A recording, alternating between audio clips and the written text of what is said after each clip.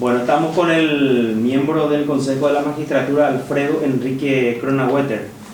Bueno, doctor, lo que queremos conversar un poquitito contigo, ¿cuál es tu propuesta como nuevo integrante de este órgano muy importante para el Poder Judicial? Porque como todos sabemos es la puerta de entrada para que uno sea operador de justicia. Claro, bueno, antes que nada, muy buenos días, Carlos, y te agradezco la oportunidad para expresar un poco algunas pautas. Lo primero es lo misional, o sea, transparentar el proceso desde mi óptica, que tiene que manifestarse con una decisión que se adopta en todas las fases. Hablando del concurso para ministro de la Corte Suprema de Justicia, tiene varias fases, y en todas las fases creo que tiene que existir una fundamentación en su momento en cuanto a la puntuación que se puede dar. Creo que, dejando de lado esta circunstancia, creo que en algún momento tendríamos que repensar, y eso lo voy a plantear a mis colegas que forman parte del Consejo, una reformulación de las evaluaciones. Por ejemplo, creo que los exámenes de conocimientos generales, yo no sé si tendrían que ser aplicados para todos los cargos. ¿Por qué? Y porque primero que tienen que cambiar ese perfil memorístico. O sea, no basta con saber la ley. Hoy día el operador de justicia, y más el que trabaja dentro del sistema del Poder Judicial, tiene que conocer la ley, tiene que practicar el modo en que se le pueden presentar distintas circunstancias para aplicar la ley, y finalmente hay que analizar el contexto. Si esa persona tiene la suficiente fuerza para poder resistir a las distintas presiones que obviamente se dan en determinados casos. Pueden ser casos emblemáticos, casos donde hay presión mediática. Bueno, el operador de justicia que sucumbe ante eso, pues yo creo que no tiene el valor. Y estoy hablando no en el sentido que resuelva, sino que lo debe resolver según su leal saber y entender. Entonces, tiene que haber una reglamentación que pondere la gestión en lo posible, y la gestión se puede manifestar no solamente en la parte judicial, en la parte fiscal, en la parte de la defensa pública, sino en la gestión profesional de uno. Y yo no quiero entrar en criterios muy tradicionales, formalistas, o sea, a ver si tiene o no tiene antecedentes. O sea, yo puedo no tener un solo antecedente, pero a lo mejor cuando vos me evaluás acerca de mis conocimientos y mis saberes prácticos, te percatás que realmente yo no tengo ninguna mácula desde el punto de vista de la foja profesional, pero en realidad yo no estoy en condiciones de poder dar una respuesta mínimamente razonable al problema que se me plantea. Otro tema es el control de integridad. O sea, yo tengo que ver también desde la perspectiva de lo que es la carrera judicial. Si uno opta por la magistratura, es una opción de vida, no es una opción exclusivamente laboral. O sea, yo, si quiero ser magistrado, tengo que saber que en nuestro país y en el contexto en el que nos desarrollamos, tengo que dar la imagen de que soy una persona austera, tengo que ser una persona comedida, y fundamentalmente mi calidad de vida tiene que guardar relación con lo que yo puedo percibir. Eso es muy importante, y eso es muy difícil porque todavía no tenemos un sistema de controles cruzados. Estamos empezando a tener a través de la Contraloría, que tiene ciertas declaraciones juradas, pero el seguimiento de eso no se hace. Entonces, para mí es importante, dentro de la evaluación, en algún momento también ver el perfil de vida diaria, cotidiana que tiene ese postulante. Ahora, estos dos aspectos muy importantes de los cuales estaba hablando, doctor, y sobre todo este último, en el control de integridad. Esto que vos estás explicando, ¿crees que se pueda implementar para este proceso de selección de un ministro? Yo voy a plantear en la primera sesión que tengamos, porque acá estamos en una etapa de convocatoria. Sí. Tenemos tiempo hasta el 1 de febrero o el 2 de febrero tenemos el plazo que vence, creo que es el 1 de febrero. Entonces, a partir de ahí nosotros tenemos que reunirnos. O sea, va a haber alguna convocatoria en la que oficialmente voy a participar y yo voy a plantear si es posible incorporar esos elementos.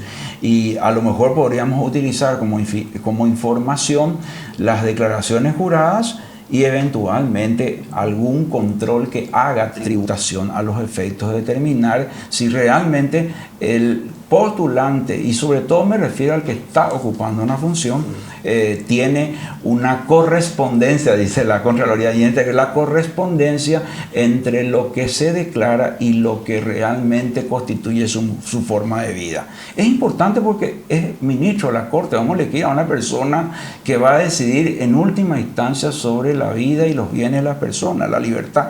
Entonces, para mí creo que se puede hacer un primer intento y voy a poner en la mesa de discusión, y vos entenderás, Carlos, que yo no soy el consejo, soy un integrante. No, entiendo, pero el planteamiento es muy importante y eso va a dejar en evidencia muchas cosas. La verdadera intención de cambiar, porque necesitamos profundizar sobre las personas que quieren ocupar cargos muy importantes o relevantes como la Corte Suprema de Justicia, ¿verdad? Es lo que hace rato se viene buscando y lo que pide la gente, ¿verdad? Y en ese sentido yo comparto plenamente estas propuestas y ojalá puedas tener realmente el visto bueno de tus demás colegas acá en el Consejo. Ahora, la vida de un magistrado, de un operador de justicia, de un fiscal, aparte de los bienes que pueda tener en su vida particular, ¿cómo vos crees? ¿Vos crees que un magistrado o un fiscal se tenga que exponer siempre permanentemente, aparecer en las redes sociales, en grupos de reuniones sociales, vinculados con algunos estudios jurídicos? ¿Cómo ves esa situación? No, en primer lugar no puede tener vinculación con, eso último te contesto por lo primero, ¿verdad? Sí. No puede tener ninguna vinculación con estudios jurídicos, no puede tener ninguna vinculación. Tiene que entender que él está prescindente de la actividad profesional, porque ahí se levanta la primera sospecha de que realmente por debajo de la mesa puede tener algún tipo de ingreso extra. Y eso ya sabes que es insostenible en cualquier modelo. Pero a lo que quiero ir con respecto a eso que decís de la forma de vida. Yo tengo la experiencia que cuando fui becado por el gobierno de los Estados Unidos a un curso sobre litigación, eran docentes los magistrados en California, en San Diego. Y a mí me quedó grabada la imagen de un profesor que yo siempre lo pongo de ejemplo, que es el profesor Milton Milks, ya hoy desapareció físicamente. Y yo me fijé mucho en su vida.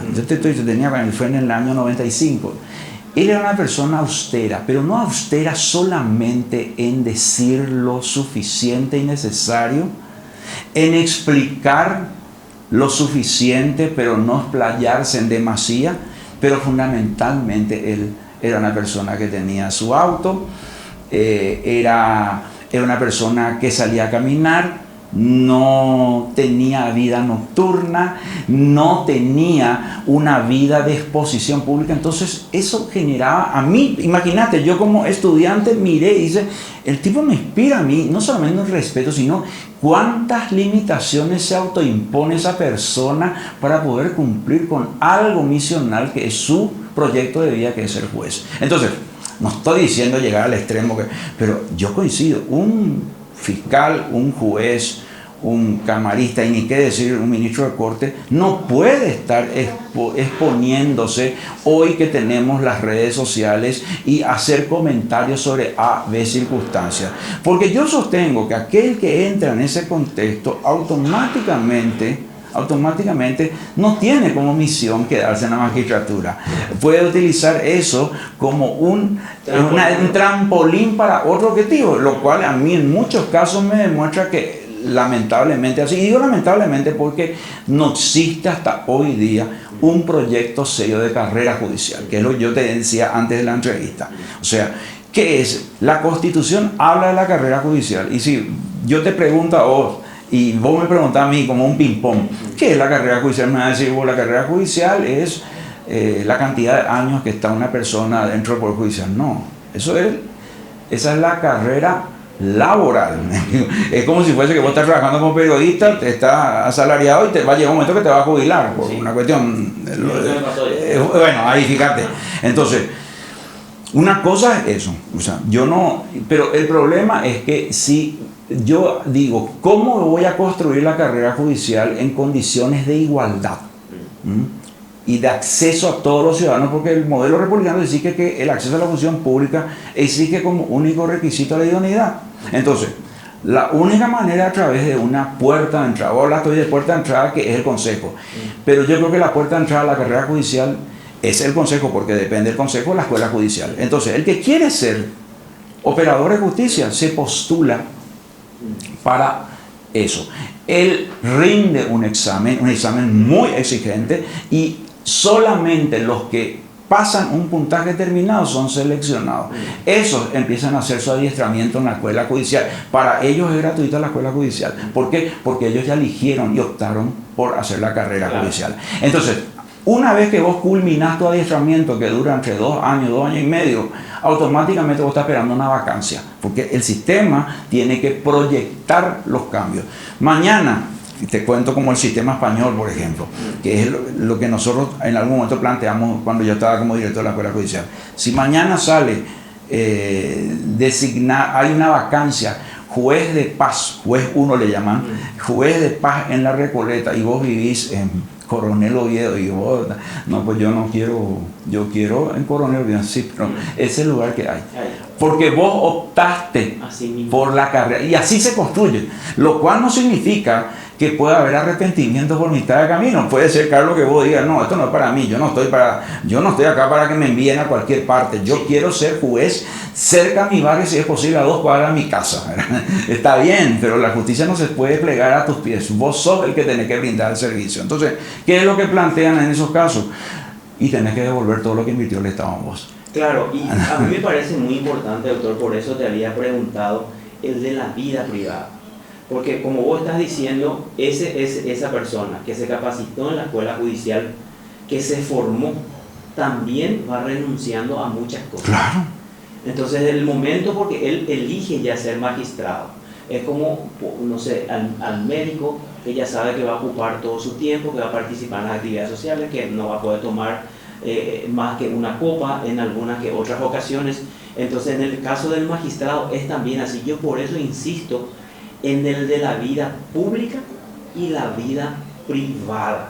Desde el momento que sos funcionario público, no es que se des tu vida privada, sino que muchas manifestaciones públicas de tu vida privada es lo que a veces uno mira como un parámetro para adjetivarte positivo o negativamente. O sea, yo no tengo problema cuando ejerzo la profesión de hacer, y ojo, mañana vos mismo podés ver a mí una situación de estar ahí tomando en la vía pública o en cualquier lado, y vos mismo me podés decir, vean, porque vos a este tipo yo le contrataría como mi abogado, y yo no sé, porque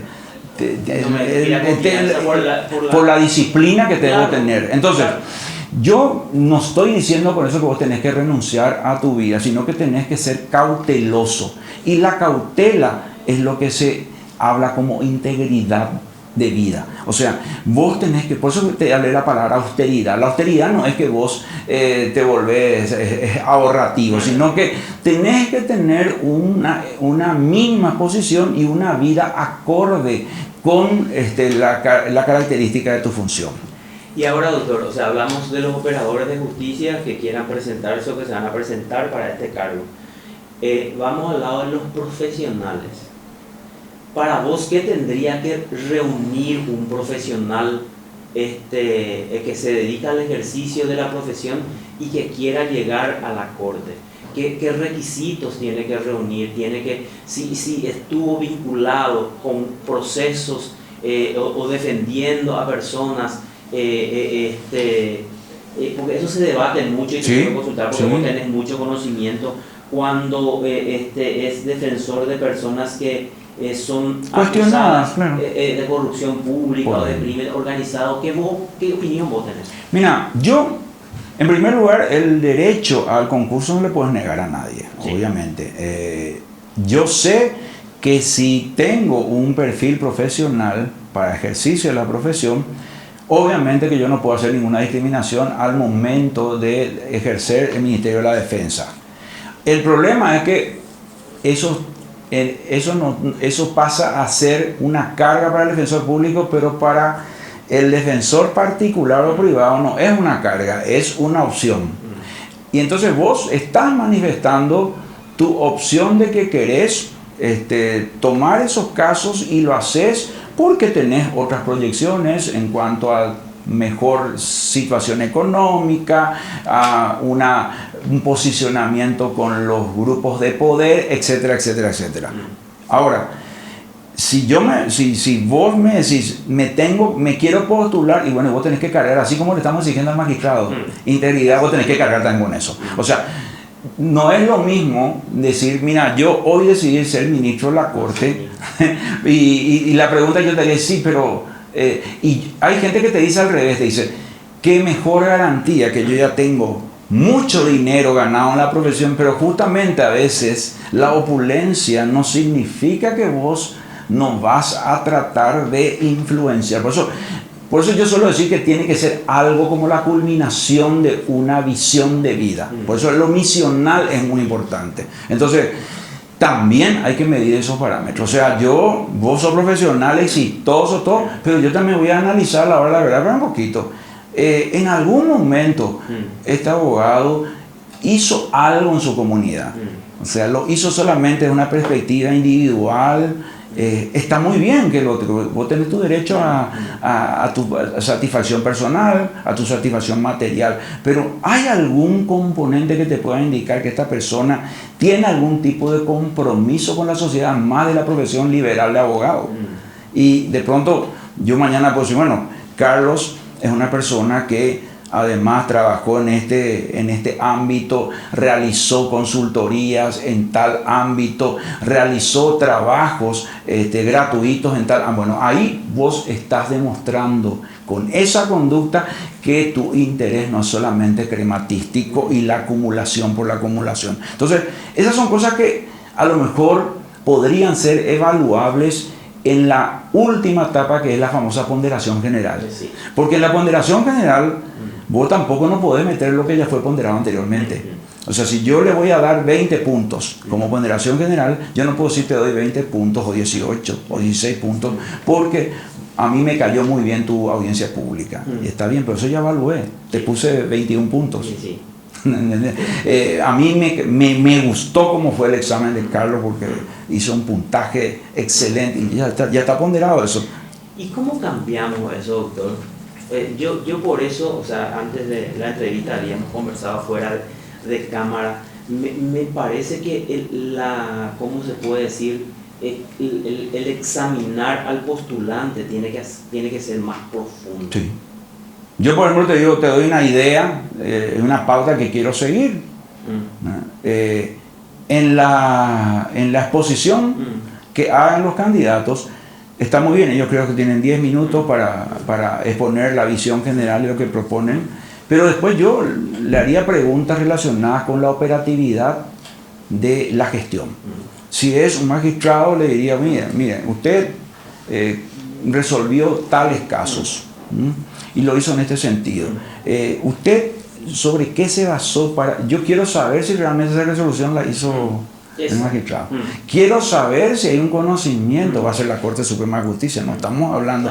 Con lo cual no estoy diciendo que los demás están perdonados, no, de la Corte Suprema. Entonces, tiene que haber un nivel de exigencia en ese sentido. Eso es lo que se puede hacer hoy día.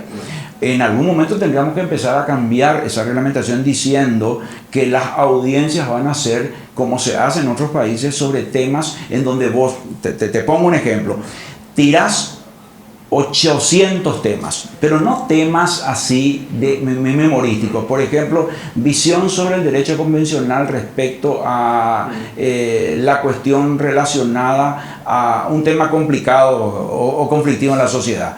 Y la doctrina dice esto, ¿usted qué piensa al respecto? Entonces, ahí viene. Si vos tenés ese núcleo de preguntas, vos una vez que elijas la pregunta, vas a tener que exponer sobre eso. Y eso va a permitir saber si vos realmente tenés conocimiento y si no es simplemente una mera transcripción que lo haces en la resolución, pero en realidad la autoría a lo mejor es de un relator o de otra persona. Claro, a ver si entendí. En estos días justamente estuvimos publicando lo que resolvió la Corte en el cambio de nombre. Es un tema conflictivo, por ejemplo. Claro, preguntarle al postulante, ¿usted está de acuerdo que Manuel pueda cambiar A Manuela. a sí mismo? Entonces porque genera mucho debate, hay muchos comentarios. Y a mí me parece interesante que haya, y a mí me parece interesante el debate porque es la única forma de contrarrestar la virulencia. Cuando vos no abrís el debate, automáticamente uno se posiciona de manera tan extrema en lo que la respuesta es virulenta. Entonces yo en eso coincido. Un tema conflictivo, porque en algún momento la Corte, si uno piensa para qué está la Corte no está pensada para resolver acciones ordinarias, sino para resolver acciones extraordinarias. Una buena Corte funciona cuando tiene al año 100 o 200 causas, de modo tal que esas decisiones, al decir de Archibald Coase, un jurista norteamericano, marcan políticas públicas. O sea, la política pública del Poder Judicial a veces se da a través de la Corte. Voy a ponerte un ejemplo que se dio en un momento en Argentina. La Corte Suprema de Justicia fue la que salvó en algún momento cuando se hizo la equivalencia al dólar y peso y estableció finalmente hasta cuánto se podía bajar esa equivalencia que antes era un peso es igual a un dólar. Y eso generó un ambiente favorable en su momento después, pero en su momento generó un ambiente favorable para mejorar la percepción sobre la situación que se da en un momento crítico en la economía de la Argentina. Entonces, la Corte tiene que ser la creadora de política. Acá tenemos otro problema, que nuestros constituyentes previeron una Corte Suprema de Justicia con una sala constitucional, que es lo que vamos a designar ahora, un reemplazante de la sala constitucional, pero sin ser tribunal constitucional. Y el tribunal constitucional tendría que ser ajeno al Poder Judicial. Es un tema que podemos discutir con una constituyente, pero hoy tenemos una inconstitucionalidad por vía de acción o excepción que equivale básicamente a un recurso de nulidad ordinario. Y entonces, porque es aplicable a casos particulares y concretos, entonces también eso no tiene mucha percepción de que valga la pena discutir, pero yo creo que hay que discutir porque eso también, en algún momento la Corte Suprema de Justicia estableció su criterio que cuando ellos resuelven en pleno, lo hacen para expulsar la norma declarada inconstitucional erga omnes, y cuando lo hace por sala constitucional es para el caso particular. Bueno, eso hay que discutir. Y yo quiero escuchar tu argumento del por qué vos me decís que más allá de lo que dice la Constitución, realmente lo que dice la Constitución no es correcto. Bueno, si vos me decís que eso es incorrecto, ya te anticipo que vos no podés declarar la inconstitucionalidad de la Constitución. Claro. Vos lo que podés declarar la inconstitucionalidad de las leyes. Claro, porque en estas audiencias también hay una cuestión muy debatida que se estuvo viendo y que me pareció importante porque algunos asumieron una postura concreta, el de los plazos muertos. La teoría de los plazos muertos es un tema interesante porque además... Unos están de acuerdo, otros no están. Bueno, y fíjate, yo cuando le pregunto a un magistrado por la teoría de los plazos muertos, yo me pregunto en el fondo, ¿cuál es la finalidad de esa teoría? Y si vos te fijas, la finalidad de esa teoría es castigar al que no proyecta el impulso a la acción. Pero yo no puedo decir que, por ejemplo, si un planteo ante un tribunal de apelación, ante un tribunal de primera instancia, un juzgado de primera instancia o ante la sala penal, sala civil y comercial o sala constitucional, que está 2 o 3 años, yo le voy a imputar los plazos muertos a esa. O sea, yo no puedo imputar la mora judicial como plazo muerto, pero el problema es que te va a responder el postulante, pero la sala penal dijo eso. Bueno, pero eso no significa que vos no puedas criticar los fallos. Entonces yo quiero saber si vos vas a seguir con esa pauta, porque entonces vos me estás diciendo que lo que más vale es el argumento de autoridad y no el argumento de razón.